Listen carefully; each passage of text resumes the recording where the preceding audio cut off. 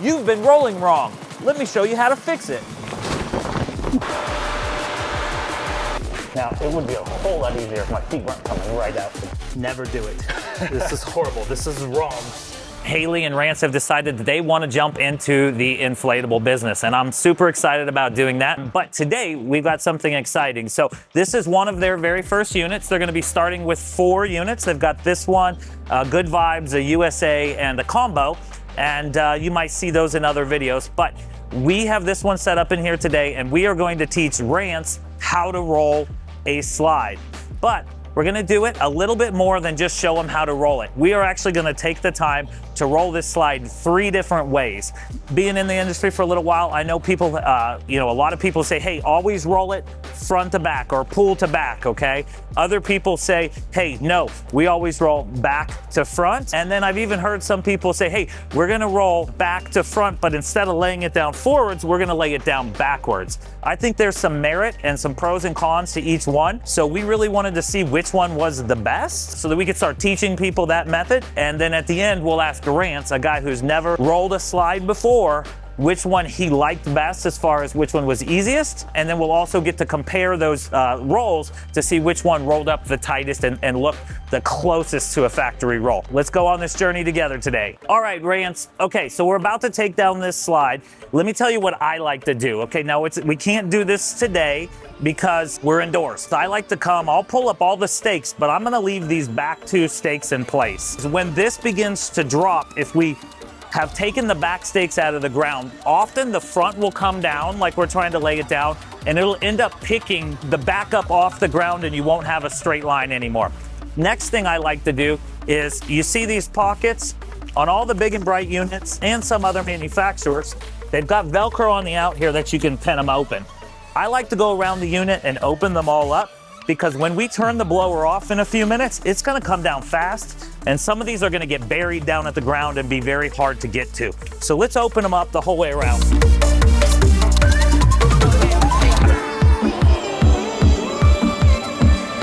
For the first method that we're gonna go through, we're gonna roll front to back. I'm gonna ask Haley to help us with this because I won't be able to show you what I'm gonna do if I'm back here turning it off or if you're back here turning it off. Is go ahead and turn it off and remove that and start unzipping everything. What I'm gonna do when she turns it off is I'm gonna guide it down forwards. Go ahead and turn the unit off. I can tell she unzipped because I sunk to the ground. Say, I'm feeling concrete. You can walk up the unit, and if it goes to the right, you can pull to the left.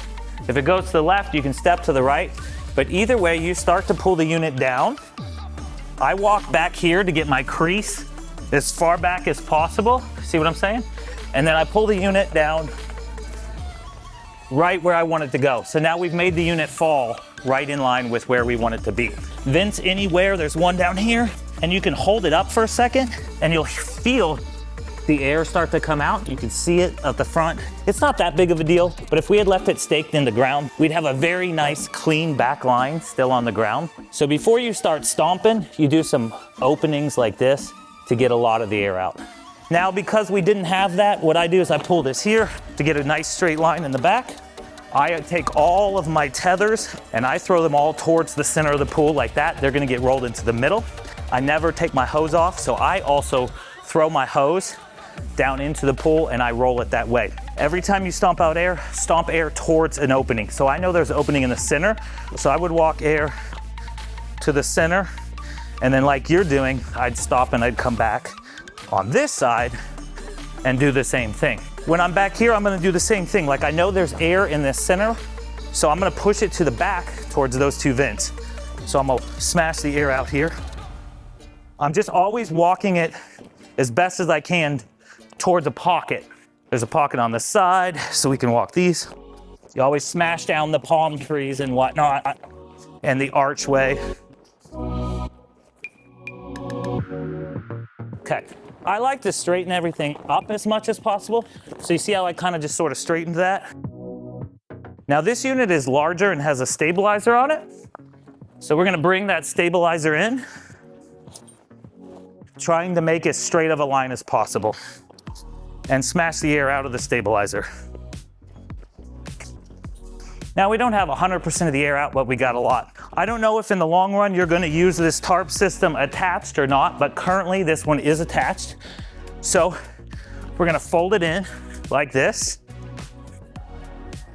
For me, I always start with the stair side. So the stairs are right here. So this here is my step. I'm gonna fold right past this step. So you see kind of where my foot is? This is where I want our first fold to be. So I'm gonna go right to the right of the step. You'll grab here with me. And you can feel your step right there. That gives a good line to go by. At this point, I'm gonna leave the blower tube out, okay? And since I'm already back here, I'm gonna open the water release. There should be one by you. And that gives us one more point of exit for the water. Now, I am just kind of a stickler for a straight line. So I keep pulling this till I feel comfortable with the line. Once I'm comfortable with the line, I begin to walk it and crease it. I'm walking it towards this air hole first. Then I keep going, walking towards that air hole, trying to smash down as much vinyl in this thick part as I possibly can. Now I'm walking towards this hole and the blower tube. Okay. You could take a couple walks back and forth, but this is actually looking okay at this point. And so this is where you gotta decide how tall you want your unit to be. I'm personally a fan of rolling them about 5.5 feet. Often ones from factories can be as short as, like 4.5 feet, but they're really hard to pull back on a dolly. So I'm shooting about for 5.5 feet. If you go too tall, like 6.5, they'll get real soft in the middle and they won't want to stand upright. We're just gonna about take this blue and kind of touch this blue as well. Ready?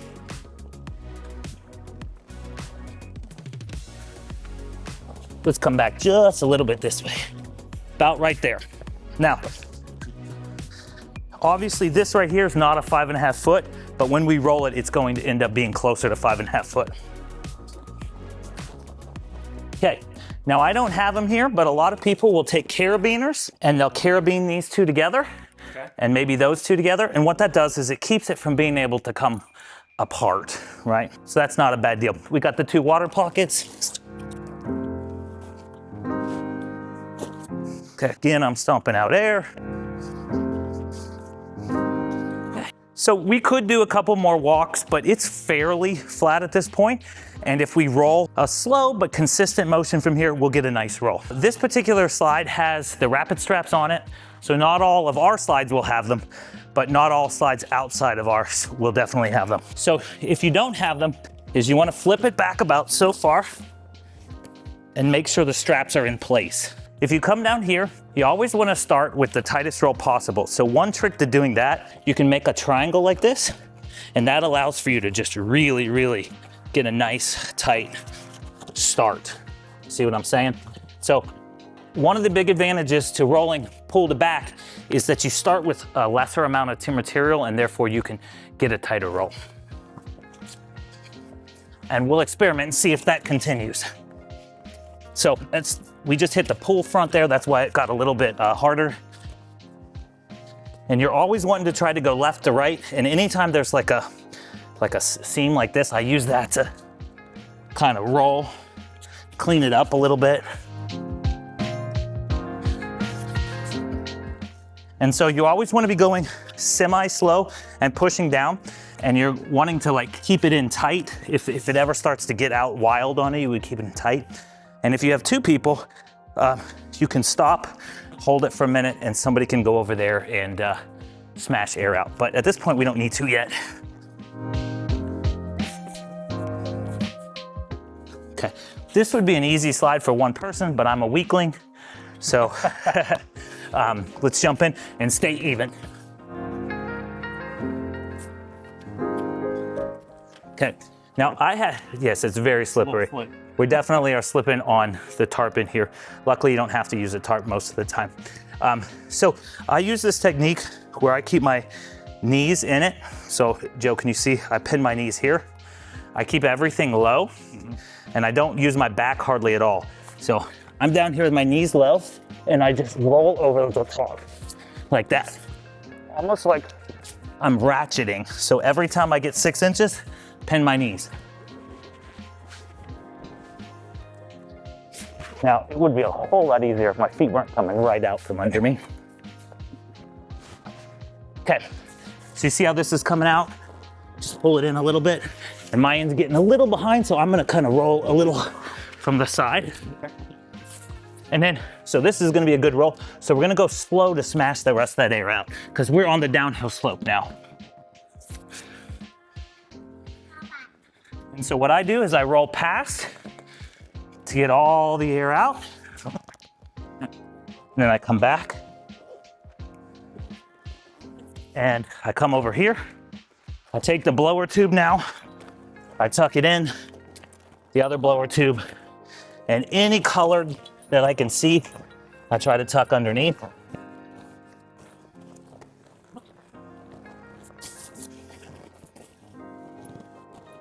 Like so. Then if you'll just push it over the top of here. All right, and then you would tie this off. Okay.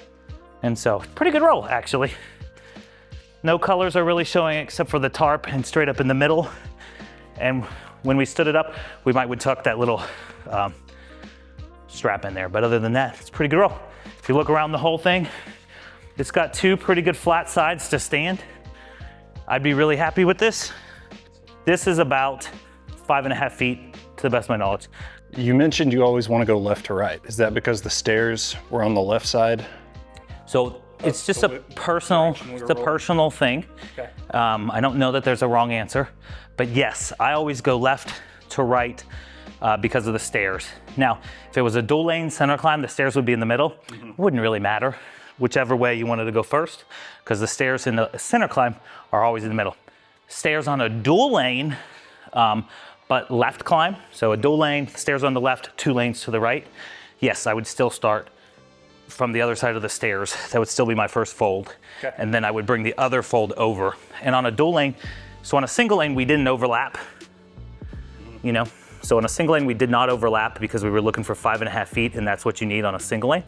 But on a dual lane, you will have to do some overlap because, you know, you'd end up like 7 feet tall if you did no overlap.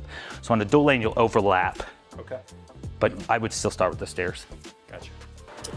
All right, we're gonna do phase 2 this time. We're gonna roll from the back to the front. So we're gonna do the same thing, all right? This time, I'm gonna turn the blower off and unzip everything. I want you to practice bringing it down to the front by walking up the middle.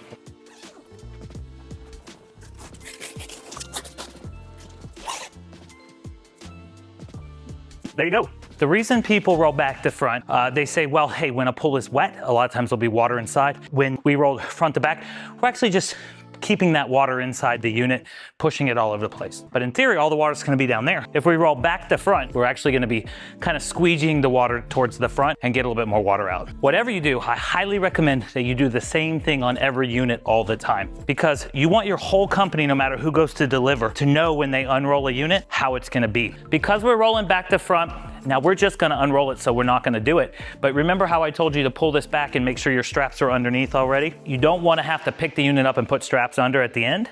You want them already be in place. Again, the downside to going this way is that there's just a lot more material to start with, and so it's harder to get that same roll. So the start is the hard part, just to get a good tight roll.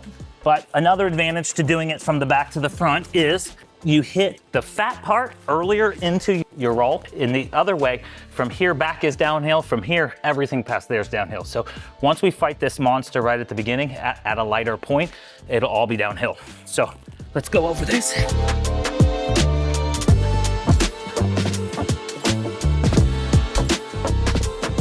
See what I mean? Now it's all downhill. Right. But you just go slow so that you push the air forward.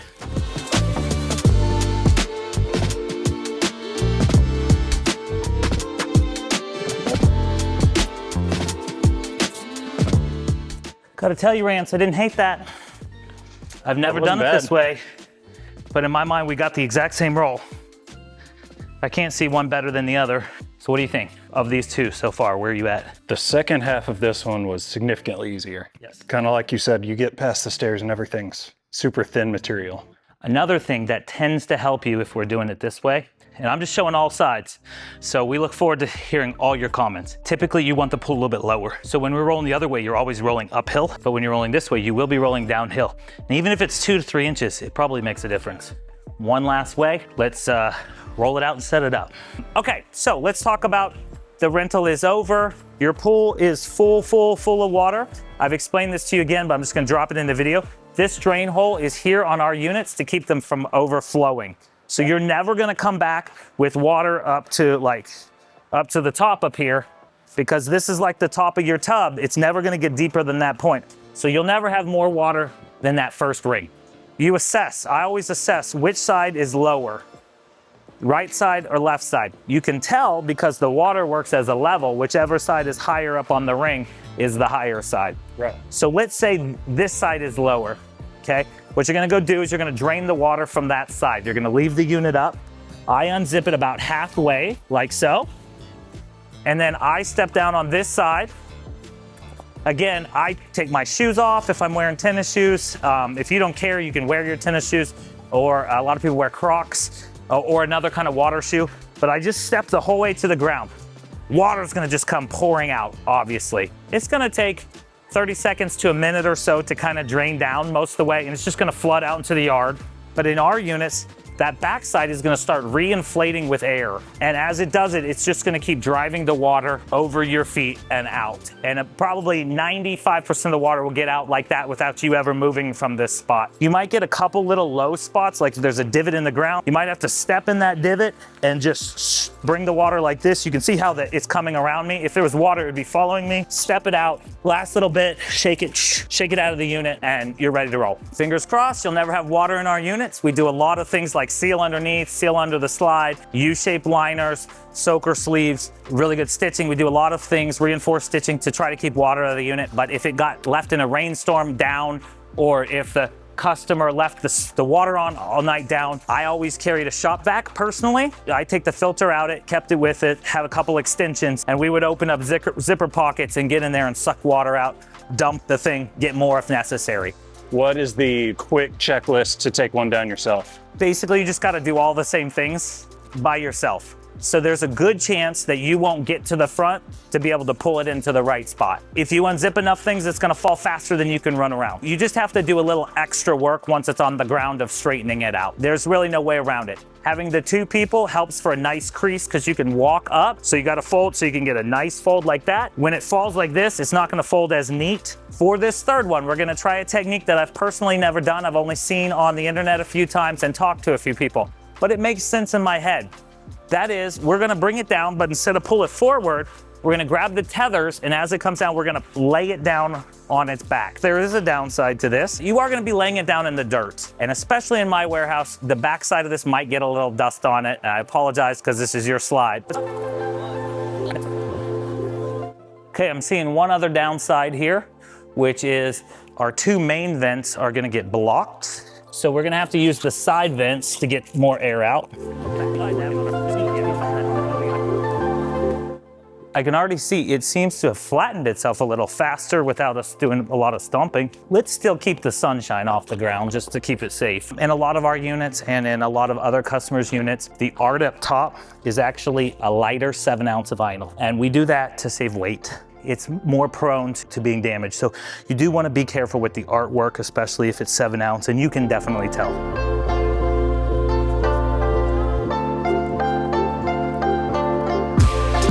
I can tell that we have a bit of a challenge right from the start. If we can get it good here. Use this like it's a handle, basically. A little bit more, bring your side up a little bit more. We got a little bit more wild things here. It should be all downhill from here. From here, one person could do it pretty darn easy. Assuming that you were on, weren't on an ice skating rink. Right. There's another reason to not be team tarp, because tarps are slippery.